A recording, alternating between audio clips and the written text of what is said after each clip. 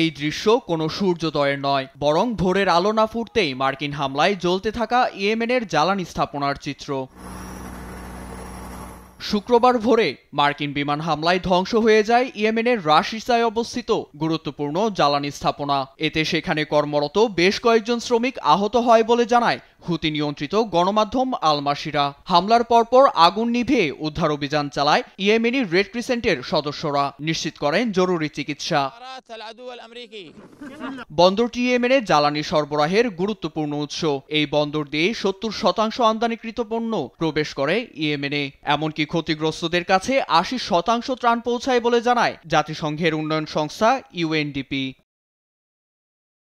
সব হিসেব নিকেশ করেই ইরান সমর্থিত গোষ্ঠী হুতি যোদ্ধাদের জ্বালানি সরবরাহ বন্ধ করতে ও আর্থিকভাবে দুর্বল করতে হামলাটি চালানো হয় বলে দাবি মার্কিন সামরিক বাহিনীর। লোহিত সাগরে বাণিজ্যিক জাহাজে হামলা বন্ধ না হলে আরও জোরদার হামলার হুঁশিয়ারিও দিয়েছে ওয়াশিংটন। এমনকি লোহিত সাগরে হামলায় একটি চীনা কোম্পানি হুতিকে প্রযুক্তিগত সহায়তা দিচ্ছে বলেও অভিযোগ তুলেছে মার্কিন স্টেট ডিপার্টমেন্টের মুখপাত্র টেমি ব্রুস।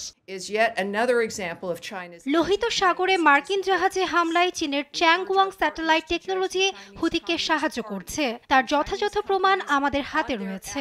চীন প্রশাসন দ্রুত ব্যবস্থা না নিলে এর পরিণাম ভালো হবে না। প্রেসিডেন্ট ট্রাম্প লোহিত সাগরকে নিরাপদ দেখতে চান। কোনো সন্ত্রাসী সংগঠন যেন বাণিজ্যে বাধা সৃষ্টি করতে না পারে তা নিশ্চিত করতে চান মার্কিন প্রেসিডেন্ট। মার্কিন হামলার জবাবে ইসরায়েলকে লক্ষ্য করে ইয়েমেন ক্ষেপণাস্ত্র ছুড়েছে বলে অভিযোগ ইসরায়েলি প্রতিরক্ষা বাহিনীর। তবে আকাশ প্রতিরক্ষা ব্যবস্থার মুখে হুতির ছোড়া ক্ষেপণাস্ত্র আঘাত করতে পারেনি বলে দাবি তাদের, যদিও এ হামলার দায় স্বীকার করেনি হুতি। নীরব দাস, নিউজ ডেস্ক, দেশ টিভি।